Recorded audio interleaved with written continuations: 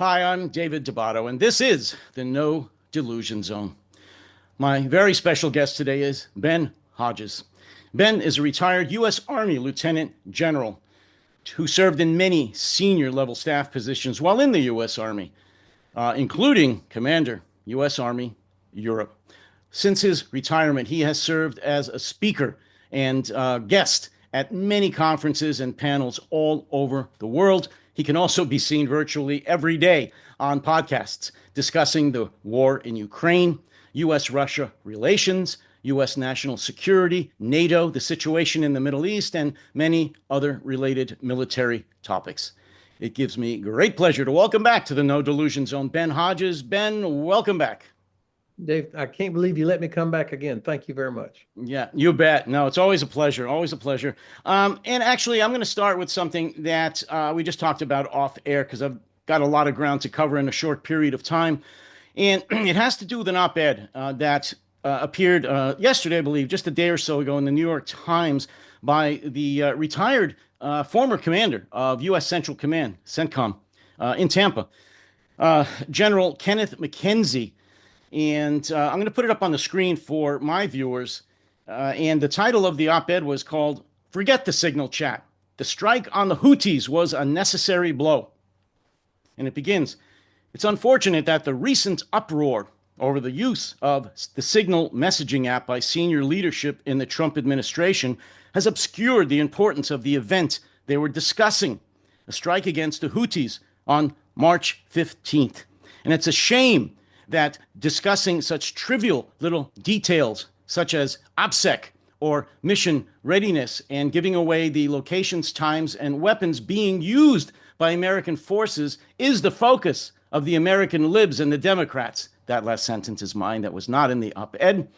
But I felt I had to do this. He goes on by saying the Biden administration mostly chose to ignore the growing threat to world commerce posed by the Houthis, an Iranian-backed group that President Trump has designated a terrorist organization. Its responses, the Biden's administration, were telegraphed and thoroughly watered down to avoid any possibility of escalation by Iran and consequently any lasting damage to the Houthis. As a result, the impact on the group was ephemeral at best. I'm actually not disputing that part of it so much. I don't agree with Biden's entire approach to much of what he did, both in the Middle East and in Ukraine. And to finish up with this, as such, we need to think beyond the Houthis to the ultimate source of the problems they present, Iran. I actually agree with that. Mr. Trump knows this. And his social media post last Monday captures his thinking completely. Quotes, the choice for the Houthis is clear. Stop shooting at U.S. ships and we will stop shooting at you. Otherwise, we have only just begun and the real pain is yet to come for both the Houthis and their sponsors in Iran. Look, man, I have no problem in doing away with Iran and their possibilities, their nuclear possibilities, and all of their proxy warfare and all that. I'm not a fan of the current Iranian leadership, but to say that Mr. Trump knows all of this and his thinking is very clear, he doesn't know anything, and his thinking is not clear at all. It's chaotic at best. And I guess my question in all of this for you, and I'm very serious, this seems to me, among many other actions that have been taken recently and statements been made out of the White House, we're preparing for a major war with Iran. The no war president. What do you think? Are we getting ready for a war in Iran? So it is hard to know. Certainly, there are a lot of indicators of more and more attention on the region, both verbal as well as prepositioning of capabilities. But this does happen with some frequency, so you can't draw too much out of that. I can't. Um, the best way to defeat Iran and the Houthis, frankly, is to help Ukraine defeat Russia, because without Russia, Iran has no friends. I mean, they have no friend or ally in the world, only in the Kremlin. And so, if we were thinking strategically, um, thinking of defeating Russia first, that would lead to the isolation and continued weakening of the Iran regime. and therefore, of course, making it much more difficult for the Houthis as well as Hezbollah or Hamas to do what they do. And I think General McKenzie would be aware of all that. I mean, he was responsible for the Central Command's area of operations for several years. Um, I have to say, now you've inspired me. I want to read that op-ed. I'm surprised to hear that any officer, let alone a former combatant commander, would minimize, at least based on the headline, what this signal chat group, what that means. It's important for a couple of reasons. One, not only did it potentially reveal information that should not have been out available like that, but it also shows a carelessness and I don't know if this is just unprofessional, incompetent, or arrogance that the senior leaders of our country, particularly Director of National Intelligence, National Security Advisor, Secretary of Defense, Vice President, would be talking operational details on a signal chat group because of what that communicates to our allies. We cannot by ourselves solve the Houthi problem. We have to have allies. We cannot solve Iran by ourselves. We have to have allies. And I think that allies will be watching and will make decisions about how much information and intelligence they share with us if they're not confident that we are handling intelligence and important information correctly. So I'm a little surprised that Frank would not emphasize the importance of that. But again, I owe it to him to read the whole article. Oh, absolutely. And I'm not trying to lead you astray here. I encourage you to read the whole article. But like you said, just from the title and the first sentence, it's unfortunate that the recent uproar over the use of the signal messaging obstructs the real mission here. I think the whole story is using the Signal app during a mission like this. If the mission is so critical, why would you expose the U.S. the U.S. servicemen and women to enemy fire? But that's been discussed ad nauseum, of course. Let me ask you this, and I won't dwell on this one topic, but as you said, you're surprised. I'm surprised that he would say this. He's retired. He's been retired for, I don't know, a year or two at least. Um, why would he say something like that? Because he does know better. And the thrust of the piece, and you'll read it, is that the mission was so important that we shouldn't get bogged down or lost in the destruction of the OPSEC and what they did on an open app. Why would Yeah, he do well, this? He doesn't need, he's not going to get promoted again. What's the point? well, I'm not gonna guess on the motivations for this. Certainly not in a podcast, but he doesn't get to choose the headline. So to be fair to him, I mean, I've written things before, done interviews, and then you see the headline, it's like, what the hell? That doesn't look like anything we discussed. And of course, editors will choose headlines to get people to look at it. And so it could have been totally innocent on Frank's part that, or what he wrote had nothing to do with the headline, but it certainly is unfortunate. Um, Now, to be honest, also, what I have read about the results of this particular attack in question were not consequential. I mean, there was no like, holy moly, we finally killed or destroyed all of this. So, um, the Obama administration and the Biden administration also, like the Trump administration, used a lot of drone strikes and other long-range missile attacks to hit targets. But you're never, ever in 1,000 years going to destroy a terrorist organization just through kinetic force, killing leaders or capabilities. We've tried that over and over and over. It's only when you can eliminate the root cause of the terrorist organization or isolate it from its support, can you ever get rid of a terrorist organization? And I know that General McKenzie knows that from all his experience. So um, I, I am looking forward to reading it. Yeah, and I'm going to just move on from here. And the only reason I brought it up, to be honest with you, Ben, is not only because of the headline, but the first sentence. And not only that, he goes on to beat up on the Biden administration and trying to push up the Trump administration as being so clear-eyed and, having such great plans about this. That kind of rubs me the wrong way, but we'll leave it at that. I don't want to beat a dead horse. Um, You mentioned, and a good point, that if, by helping Ukraine defeat Russia, this would certainly go a long way to solving the Iranian problem. So I'm not surprised. I'm not going to say that. I'm very saddened that many of our former military leaders, current military leaders, statesmen, politicians are ignoring that now if they're at all part of the Trump administration.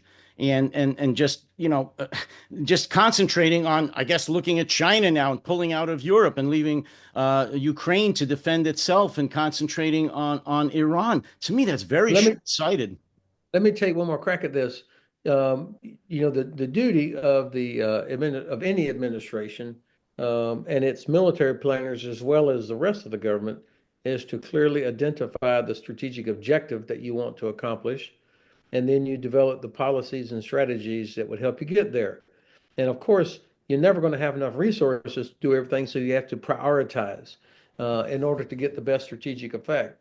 And in my view, if the if the Biden administration and now the Trump administration would say, defeat Russia first, we are going to help Ukraine win, and it won't cost one American soldier or airman their life, but we're going to use all of our economic tools and give Ukraine everything they need and keep working with allies to crush the Russians here and help Ukraine actually win, reestablish its sovereignty, uh, ensure freedom of navigation in the Black Sea, and all of these things. And that would solve Europe's Russia problem for decades to come. Um, then also by doing that, it leads to the isolation of Iran, as we've already discussed. And maybe most important, this would tell the Chinese that we are not fucking around, that we are serious about sovereignty, international law, freedom of navigation, respect for international agreements. And we have the allies that China doesn't. We have the industrial capacity that China doesn't. And we have the political will to do all this. So defeat Russia first, which will lead to the isolation of Iran, and then that will deter China. But if all we're doing is launching missiles against Houthis, we're accomplishing none of the things that would be the priority, in my view. Obviously, President Trump is getting bad advice. At least I think so. Either that or he's getting great advice and he's just ignoring it. Do you believe that the military leaders, the secretaries of all of the uniformed services, the Joint Chiefs of Staff, the chairman, all the people that he would normally go to for such advice are giving him the same advice that you're just talking about now, or do you believe they're just telling him what he wants to hear at this point? Of course, I don't know since I'm watching from afar, but certainly when you start getting rid of people based on reasons other than professional competence, then you have to wonder, why'd you get rid of them? Are they black? They're female? They are DEI hires, or they're Biden's people, or whatever other not sufficiently loyal to the president himself, whatever reasons are given. Um, then it does cause you to ask, okay, well, that person got sacked. This person did not get sacked. um, does that mean that they passed a particular sort of loyalty test versus demonstrated competence? One of the most important choices that any president makes, of course, when they select an officer to be their chairman, the chairman of the Joint Chiefs, that means his duty is to be the senior uniformed advisor to the president, and therefore that the president always wants to be confident that this officer will give that best advice, meaning to include, Mr. President, these are the risks, this, and to help them make a decision. That's the normal process. Um, I don't know that when you get somebody like the current Secretary of Defense, that you're getting somebody that's going to push back on something crazy or wrong or illegal that the president said. I don't know the new Secretary of the Army, although I haven't seen anything about him that would cause me to think he was not competent and going to be a good Secretary for the Army. I don't know the others. Um, but I think it's so important in our system. This is why we take our oath to the Constitution. It's not to the president. It's always been to support and defend the Constitution of the United States. And you yourself will be familiar with that. So it's always been important that we institutionalize the civilian control over the military, and that the military will always carry out the lawful orders of that civilian authority. But it is the professional duty of the military to explain the risk, to identify what might be illegal or not, and what the consequences will be, and what we can and or should not do. Absolutely. And, he has fired so many people recently. Well, since he took office on the 20th of January, I'm not sure who the chairman of the Joint Chiefs of Staff is, because I know he fired the one that was there. Yeah, Maybe an you know. acting. We have Acting. right. Yeah. We have an acting right now. The officer that the president nominated is General Kane, retired Air Force Lieutenant General, who I think just the other day had his hearing in front of the Senate Armed Services Committee, but I don't know when. It may have happened in the last couple of days. I don't know, but I don't know that he's been confirmed yet. I'm not going to say a lot of bad things about him because I don't know, but I'll tell you this, Ben. He is on record as saying that as far as at a Trump rally, that I would kill for you, Donald. And that's on record. So I don't know if that's the best quality you'd want in a chairman of a Joint Chiefs of Staff, but that's just me. I have old school values. Yeah, I think the American people, the Congress, and all the servicemen and women deserve to know that their senior uniformed officer is going to give his best professional advice to the president and to the Secretary of Defense, good or bad. Even if it's not requested, you still have to give it.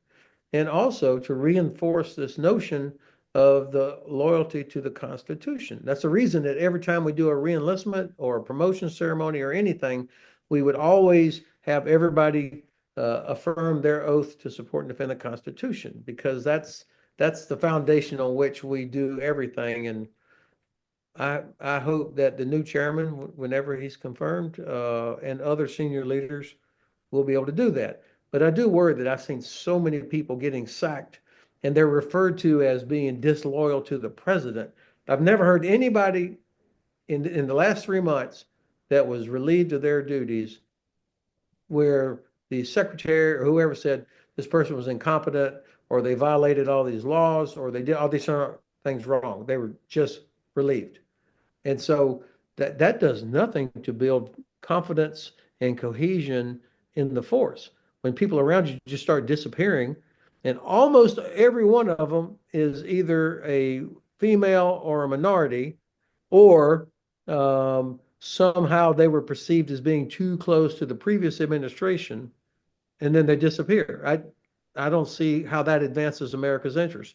Clearly, every president is entitled to have his choice to nominate who he wants as the chairman, assuming that they can get confirmed by the Senate, because it is the senior advisor.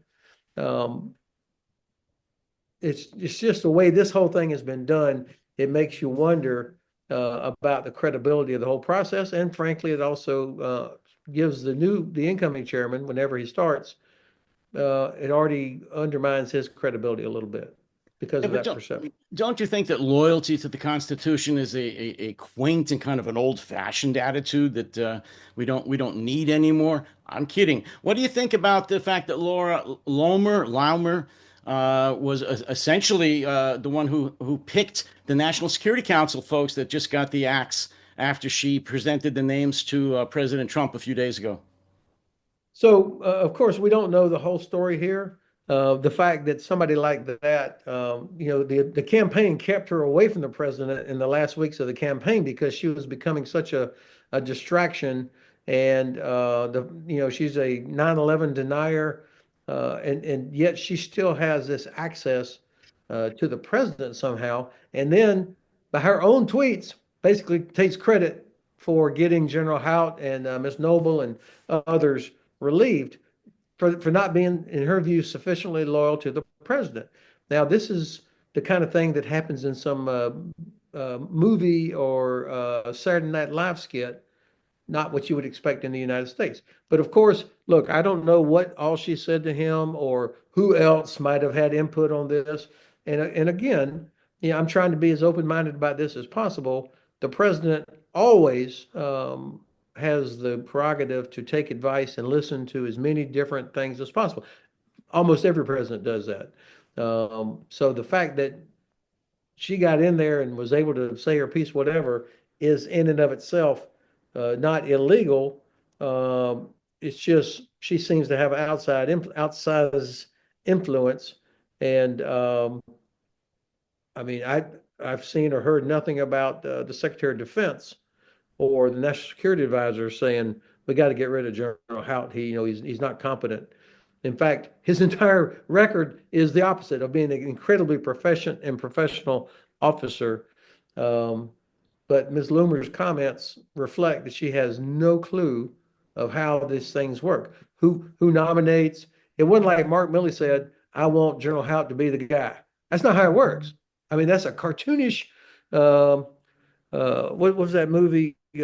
Aladdin with Sasha Cohen plays this dictator, right? I mean, that's her view of how these things work, and it's unfortunate because now not only do you undermine American security by taking out critical people who understand and are skilled in cyber offense and defense and in signals intelligence.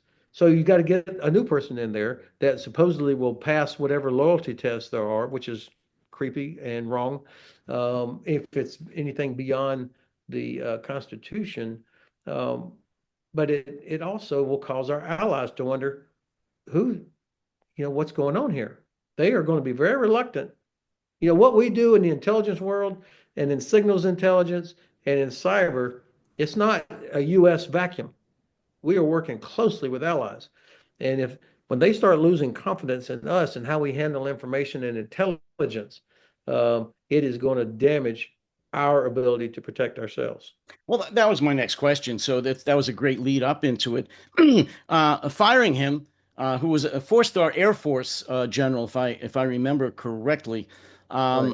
and appointed, or at least not appointed, but recommended by General Milley, which is why he was fired. And I'll say all the politically incorrect things because you can't, and that's my job. Of course, it was Laura Loomer who recommended this, and Trump doesn't know how it works either.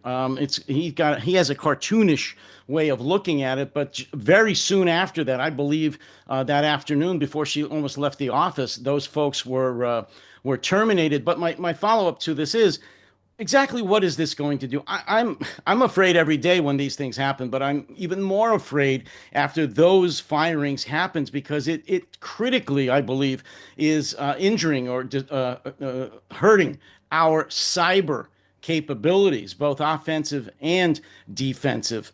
President Trump has also closed down some offices that were investigating Russian cyber operations already before this happened. So, I mean, to me, this is a plan, not by him, but by the people that work for him to dismantle our cyber capabilities and just pretty much say to Russia, "Come on in, attack us," or anybody else, really, because we're defenseless.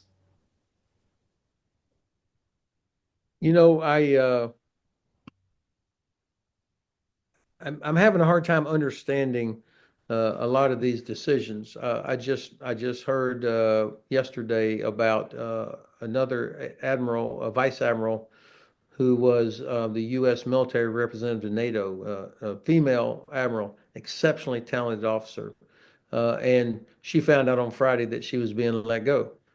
No explanation, nothing.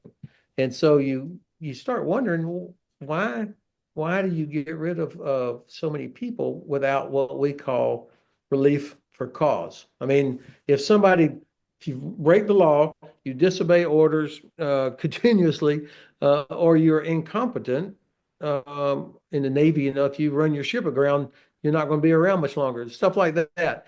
If if you if a commander or the chain of command can always relieve somebody for cause.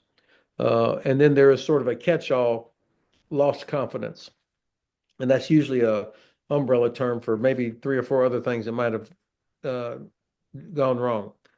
But we hear nothing, no explanation. So how do you expect the rest of the force to respond to that.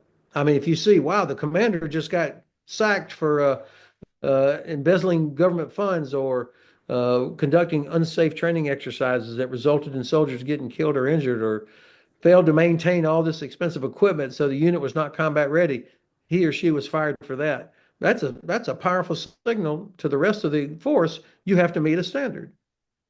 But when somebody is relieved without any explanation or justification or cause, just they're gone, then what signal, what are you trying to accomplish with that? And you can only surmise that it comes down to personal loyalty, or you want somebody that's just going to do whatever you say you want them to do without any question about, Mr. Secretary, this is illegal. You can't shoot protesters. I mean, we don't do that. It's against the law for soldiers to do that. Um, so I think this sends a terrible message to the officer corps, and it also will kill this sense of responsibility that people have to give their best professional advice. I'll never forget during the campaign. I mean, candidate Trump said, "I want generals like Hitler had." Okay, well, this is how you get them. This is how you get them, is by making sure that anybody that ever pushes back or questions or says, "Sir, maybe," you get rid of them. That then you don't have anybody um, raising their head. And I think that will be catastrophic for us having quality security and defense for the United States. Well, I wrote an article and I spoke about this a long, long time ago, I think during Trump's first campaign, about what you just talked about. And I put up a picture in the article about German Wehrmacht soldiers taking the loyalty oath like this to Hitler personally, because he had destroyed the Weimar Constitution. And I'm sorry, we are getting to that point. Exactly a follow up to what you're saying. If the most senior level folks are being fired, really for no cause, there's no cause to any of this, then they are looking for people, and they've actually said it. This Laura person actually said it in her tweets or whatever, that they were disloyal. They were not sufficiently loyal to President Trump himself. That's a Hitler-esque type of a statement. Um, I don't know what to say, but I mean, it's getting to the point where, look, this is a plan, and I don't know if you can say it, so I'll say it. I mean, it's been out there. Project 2025. They're going chapter by chapter, chapter by verse, to destroy the leadership, to destroy all the checks and balances. As you know, one of the first acts he did, executive orders, was to fire all the JAGs in the services. What do JAGs do? They are supposed to enforce the Uniform Code of Military Justice, including ethics, and moral behavior, war crimes, and many, many other things. He got rid of them first of all. Let me just modify that a little bit. Of course, Okay, sure. the judge advocate general, and we have a 3-star in each service, Army, Navy, Air Force. Lindsey Graham, by the way, is an Air Force Reserve JAG officer, so he knows better.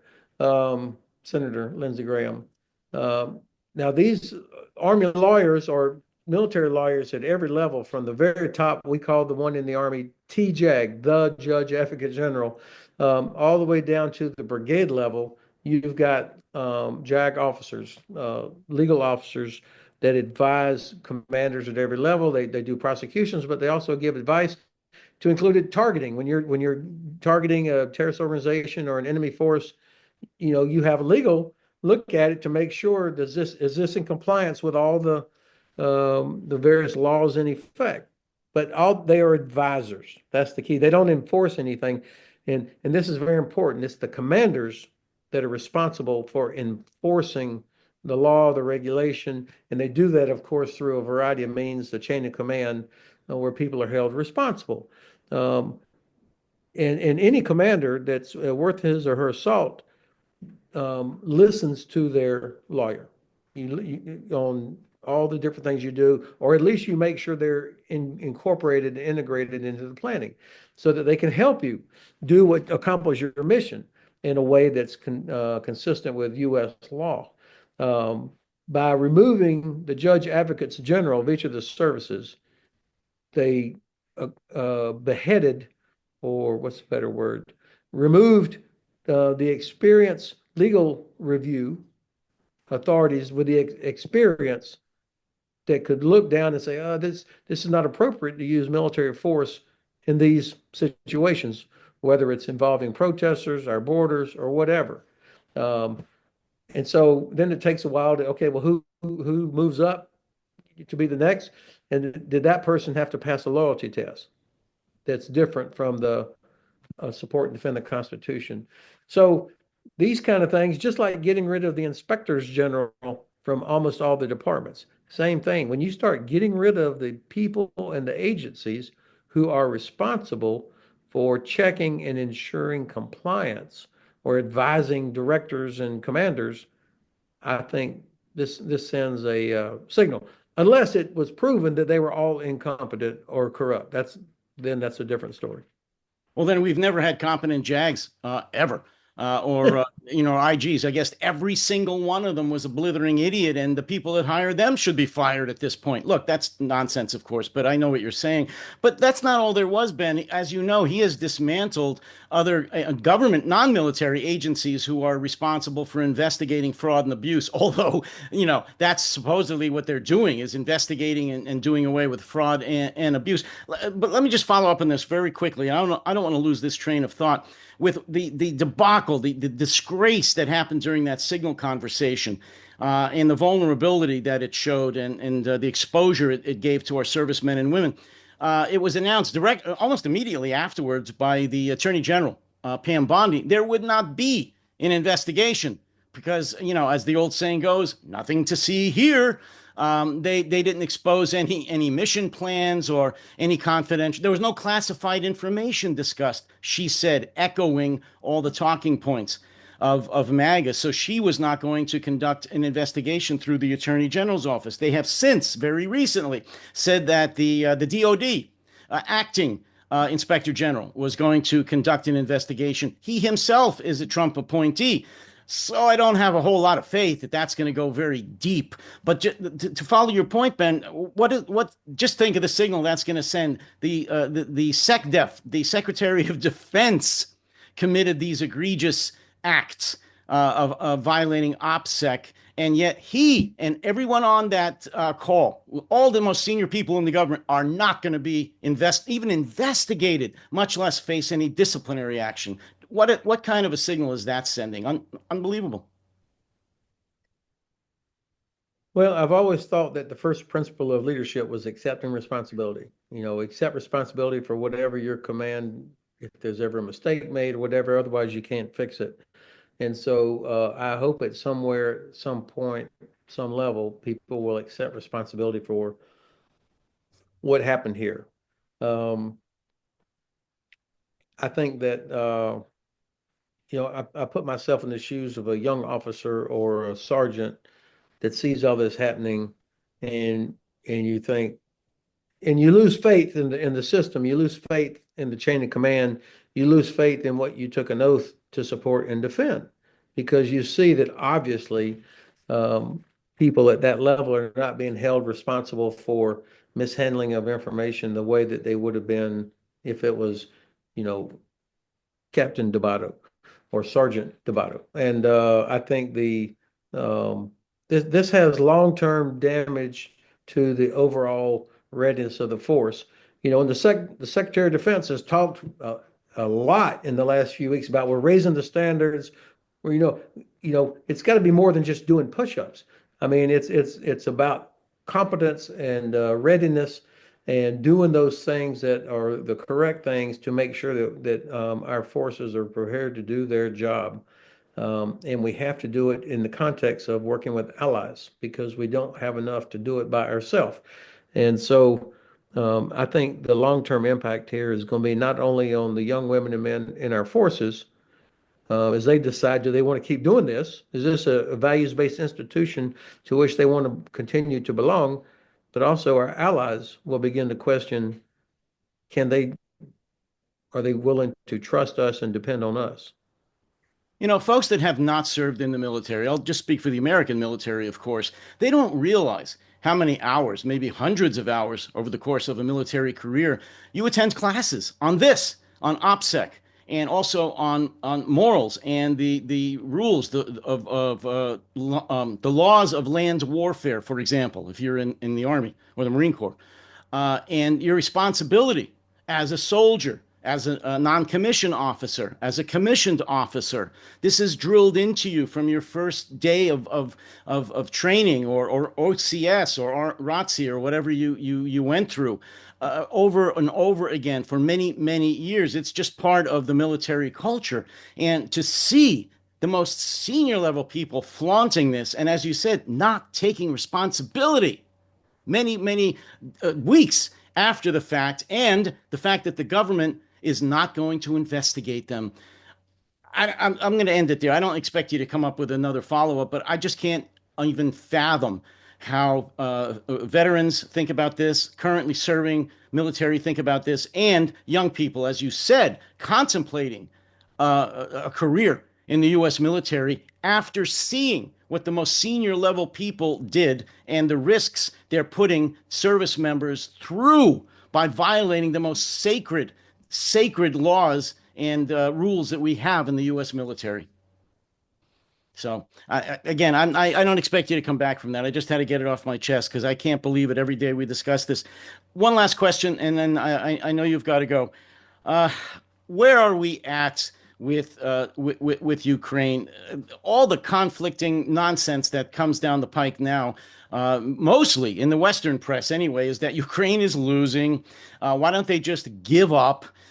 Trump's going to abandon them anyway. NATO's not able to pick up the slack. So why doesn't Zelensky just cut the best deal he can and run? I think you know I don't agree with any of that. So please, as my final question to you, where are we at with the war in Ukraine, and what do you foresee Ukraine and NATO doing between now and say the end of the summer? So Russia cannot defeat Ukraine. They can't knock them out of the war. They've had 11 years and they still only control 20% of Ukraine, closing in on 900,000 casualties. I mean, there's every indicator that Russia is not going to be able to defeat Ukraine unless we just completely quit. We, the collective West, turn our back and tell the Ukrainians good luck. And even then, I think the Ukrainians they're actually growing their defense industry. And while they do still have many challenges, I think they also see that Russia cannot knock them out of the war. And so they're not going to just roll over. There is not going to be a surrender and then everything's okay. It'll be Bucha and Mariupol all over the country for them. For the Russian side, the only thing they can keep doing is killing innocent civilians, as they did a lot over the weekend with drones and bombs against Ukrainian cities, and then keep pushing their own unlucky infantry forces into these frontal attacks that achieve nothing except killing a lot of Russians. Europe has much more capability to do things than they have shown, and I think what they lack is self-confidence, actually. So even if the United States just completely walks away, European security forces, armed forces, and economies, if you combine them together, it dwarfs Russia. The only thing that they can't match is the nuclear weapons of the Russian side. But if Europe could summon the self-confidence and political will to combine their capabilities, we'd be in a much different place. And I think the U.S., we're going to regret our lost influence because the way the administration has approached these so-called negotiations, they clearly have taken the side of the Russians, and Europe sees the terrible outcome that this will be if Ukraine were somehow forced to accept it. So Europe is not done what it has to do yet, but I am more optimistic that they will get it done than I was a few months ago with or without the United States. And we'll leave it there. I have a million other questions, but I'm going to leave it there for today. I also believe that, well, I know that NATO can pick up the slack, as you've said many times, and I watched one of your recent podcasts on this, that they lack the confidence right now. They just lack the confidence to do what needs to be done. But seismic changes are happening, as you know, within the European community. It's not where it needs to be, but I'm impressed with what's been going on over just the last few weeks. And I am also optimistic they are going to pick up the slack. I have no doubt that Zelensky and the Ukrainians are not going to throw in the towel. They'll fight them with sticks and stones and spit if they have to. And I mean that. And so that to me is a foregone conclusion. Ben, thank you so much. I really appreciate you coming back to the No Delusion Zone. And from what I hear, some rumor, as Trump would say, people say that you may be back here very soon. So I really look forward to that. Okay, I would enjoy it. Okay, we'll talk soon. Take care. All right, Dave.